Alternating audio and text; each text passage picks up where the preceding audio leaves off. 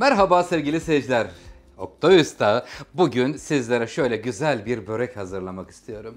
İçi kıymalı, az kıyma, bol soğan ile hazırlanmış hem de ekonomik güzel bir börek olacak. Sadece 250 gram kıyma, 3 tane büyük soğanla hazırlayacağım sevgili seyirciler böreğimi. Böreğimde neler var? Efendim önce hamurundan isterseniz başlamak istiyorum. 4 su bardağı un, 1 su bardağı sulu yoğurt, özellikle israf olmasın o ev yapımı yoğurtların suyu, yarım çay bardağı zeytinyağı, bir yumurta, bir paket instant maya, bir çorba kaşığı, yok bir özür dilerim, bir tatlı kaşığı toz şeker, bir tatlı kaşığı tuz sevgili seyirciler. İhtiyaç olursa su yedekte duruyor. İç harcında 250 gram kıyma, 3 tane büyük soğan, bir tutam maydanoz, bir tatlı kaşığı sevgili seyirciler içerisine biber salçası, zeytinyağı, tuz, karabiber, kekik, Allah ne verse baharatlarla güzel bir iç harç, yumuşacık bir hamur, dilim dilim, sonra fırın yolculuğu diyoruz. Hiç zaman kaybetmiyorum. Önce ocağın altını hemen yakıyorum. Evet, ocağın altını yaktım, ısınsın o arada. Hemen Oktay Usta jet hızıyla soğanları doğramaya başlıyor sevgili seyirciler.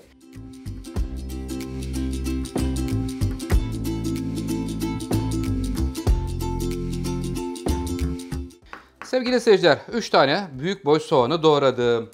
Hemen tavamızın içerisine zeytinyağı veriyorum. Çok olmasın çünkü kıymada biraz yağlı, öyle görünüyor. Öncelikle soğanlar tavaya alınıyor. Soğanlar pişirilmeye başlıyor. Sırasıyla sevgili seyirciler içerisine kıyması, sonra maydanozu, baharatları hepsi gelecekler. Öncelikle soğan pişmesi gerekiyor.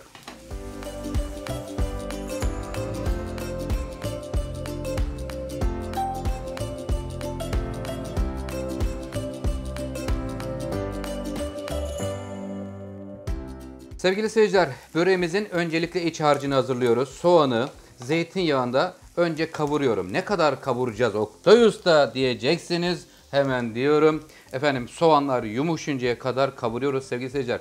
Baştan atarsak sert oluyor. Sert soğanlar geliyor. Ondan dolayı önce soğanlar, sonra kıyma geliyor tavanın içerisine. Soğanlar yumuşadıktan sonra kıymasını alıyoruz. Kıymanın kurumaması gerekiyor. Kurumuş bir kıyma değil, yumuşacık bir kıyma olması gerekiyor bu böreğin harcında sevgili seyirciler.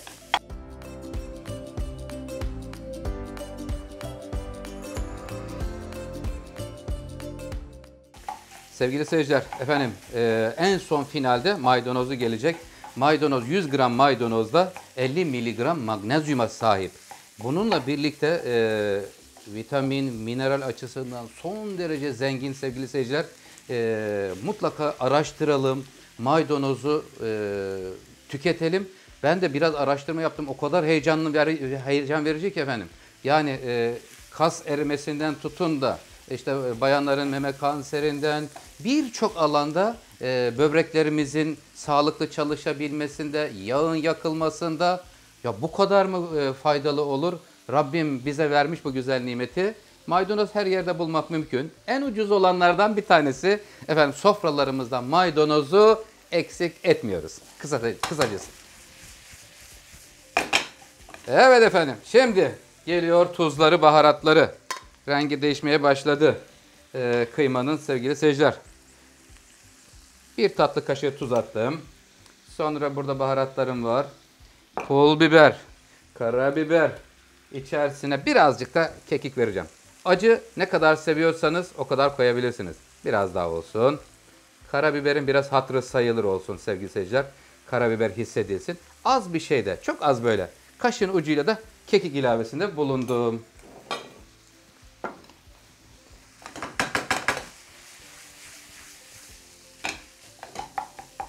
Şimdi buraya bir tatlı kaşığı da biber salçası ilave edeceğim sevgili seyirciler. Az sonra yalnız. Daha şimdi değil. Kıymaların biraz da kıvamı açılsın. O güzel kokular geldi mutfağımızdan. Oktay Usta istiyor ki bu güzel kokular herkesin evinde olsun Allah'ın izniyle. İmkanlar ölçüsünde 200 gram kıymanız da olabilir. Her ülkeye göre fiyatlar farklı olabiliyor sevgili seyirciler tüm ürünlerde. Ondan dolayı söylüyorum. 200 gram kıymada olsa olur. İçerisine soğanını artırmakta fayda var. Soğanı bol olursa korkmayın. Et kıyması Allah ne verirse içinde az olabilir. Ama soğanı bol olması lazım. Soğanı da biraz önce bahsettiğim yöntemle iyi pişirmemiz lazım. Yumuşacık bir dokuya sahip olursa işte o zaman güzel bir tat ortaya çıkıyor.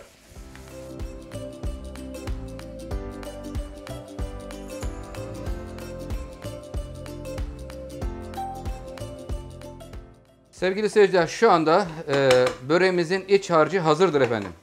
Soğanlar yumuşadı, kıyma yumuşacık, rengi döndü, baharatlarla buluştu. Artık altını kapatıyorum ve biraz önce faydalarından bahsetmiş olduğum maydanozu ekliyorum. Sofralarımızdan artık eksik etmiyoruz maydanozu.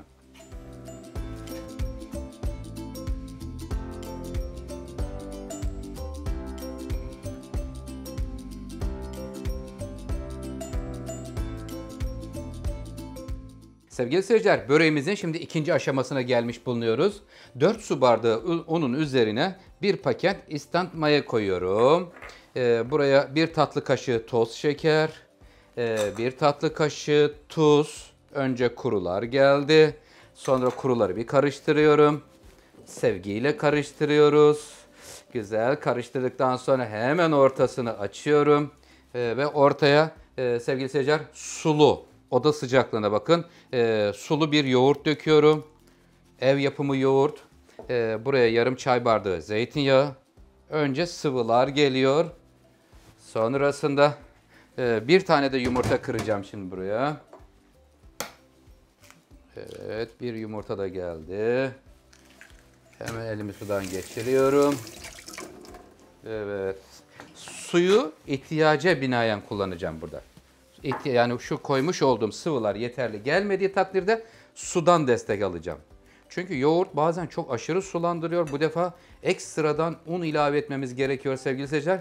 Bu defa da ölçüdeki denge bozulmuş oluyor. Yani maya dengesi bozulmuş oluyor. Ondan dolayı suyu burada yedekte tutuyorum orada.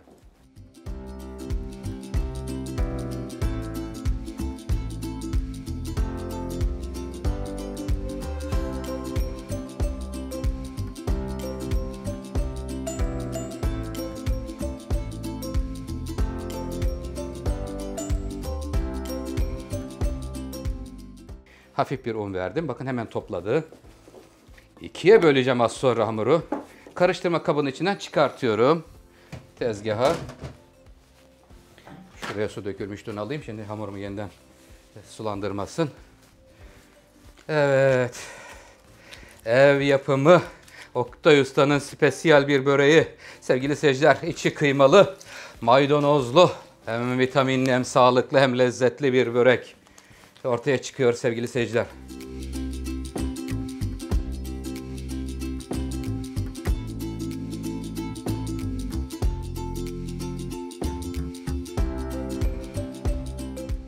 Sevgili seyirciler, hamurumuz ortaya çıktı. İçindeki o yoğurt, sulu yoğurt, hamurun ekstradan sürekli yumuşamasına yardımcı oluyor.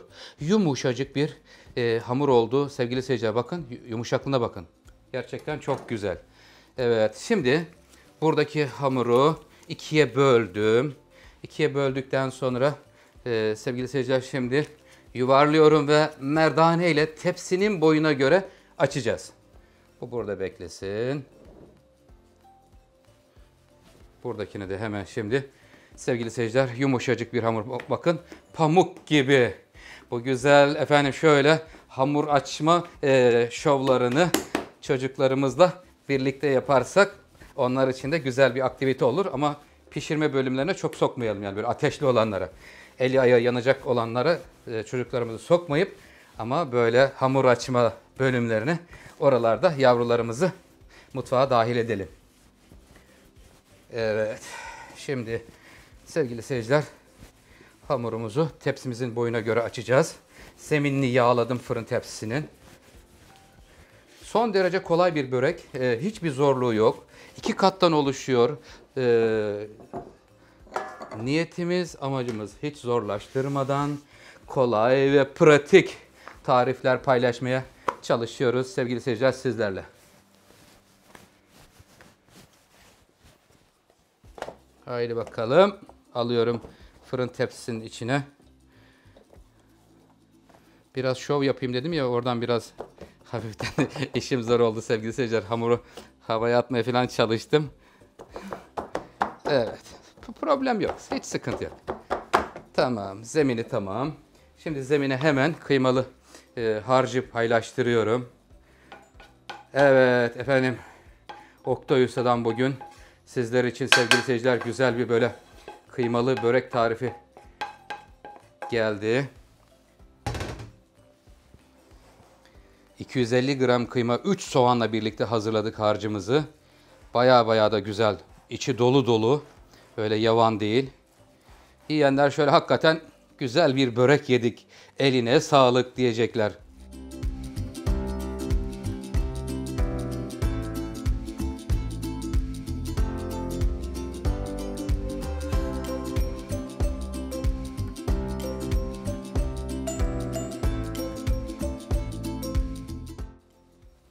Tepsiyi yanıma alayım buraya. Hamuru açtığım yere şuradan başlıyorum sevgili seyirciler. Güzel. Yanları içe doğru, kenarlara doğru kapatmayı planlıyorum. Nasıl kapattığımı da şimdi sizlerle paylaşacağım. Şu bıçağın şurasıyla. Bakın köşelere doğru şu köşeleri sıkıştırıyoruz. Ev yapımı baklava yaptığımız zaman da aynı yöntemi yaparız ya. Buraları sıkıştırırız bıçağın tersiyle. Aynı yöntem sevgili seyirciler. Hatta şuraya hafiften gelsin.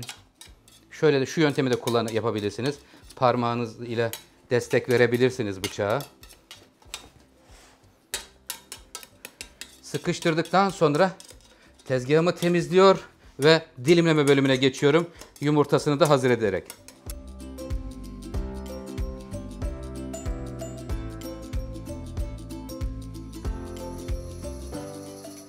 Sevgili seyirciler, şimdi böreğimizin dilimleme bölümüne geçmiş bulunuyoruz. 2 kat arası kıyma ile dolu. Tam ortadan başlıyorum öncelikle sevgili seyirciler. Buradaki dilimlerin büyüklüğü tamamen serbest.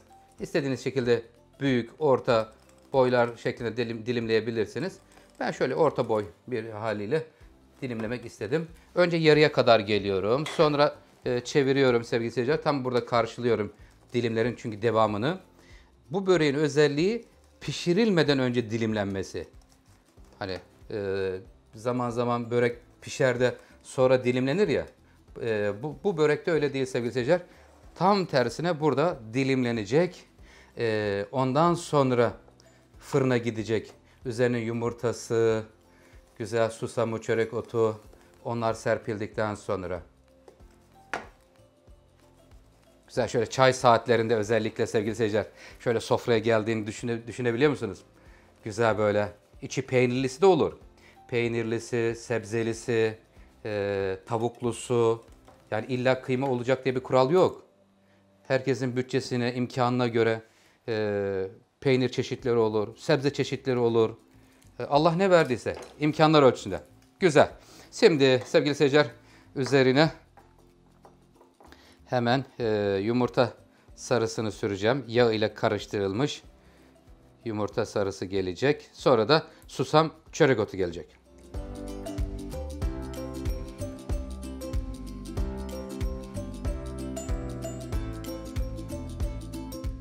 Sevgili seyirciler, şimdi böreğimizin üzerine susam ve çörek otu karışımından serpiyorum. Çok da fazla olmasın ama böyle hafiften de derinden bir çörek otunun, susamın tadı da gelsin istiyorum. İnsan şey oluyor, böyle görsele kendini kaptırıyor, biraz fazla atıyor. O zaman acı oluyor. İşte onu olmaması için böyle dikkatli bir şekilde tam ölçülerine göre uygun dökmeye çalışıyoruz sevgili seyirciler. Efendim böreğimiz hazır. Üzerine çörek otu, susam da serpildikten sonra fırına gidecek ama ne zaman gidecek? En az bir yarım saat dışarıda beklemeli ya da 20 dakika hadi diyelim, bir 10 dakika daha indirim yapayım. Sonra sevgili seyirciler önceden ısıtılmış alt üst pişirme bölümünde böreğimizi nar gibi kızartıyoruz. O sırada börek kızarmasına yakın ne yapıyoruz? Çay demliyoruz. Ben de az sonra çayın suyunu koyacağım ama şimdi değil, börek fırına gittiği anda çay suyunu koyacağım ki çay da böyle güzel demlenmiş. Ondan sonra fırından sıcak börek gelmiş olacak. Evet efendim, böreğimiz şu anda sevgili seyirciler hazırdır. Bekleme süremiz başladı. Hadi yarım saat demiştim. 20 dakikaya indiriyorum. 20 dakika mayalandırıyor ve sonra da fırın yolculuğu diyoruz efendim.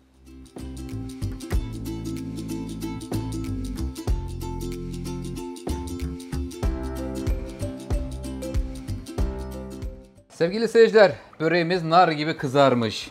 Gel canım, gel bakayım şöyle. Oo, dilim böreğimiz çok güzel kızarmış sevgili seyirciler. Şu güzelliğe bakın. Allah Allah. Böyle güzel. Yalnız bir tek bir şeyi unuttum sevgili seyirciler. Çayı demlemeyi unuttum. Özür diliyorum. Çay suyu koyacaktım. Unutmuşum. İnsanlık hali. Bir anlık dalgınlığıma geldi. Sağlık olsun ne diyelim. Sizler ama çay koymayı unutmayın. Ben unuttum. Siz unutmayın efendim. Evet. Şimdi sevgili seyirciler. Sıcak sıcak böreğimiz acaba nasıl olmuş? Şuradan şöyle bir bıçakla bir kontrol edeyim. Dilimler gayet güzel.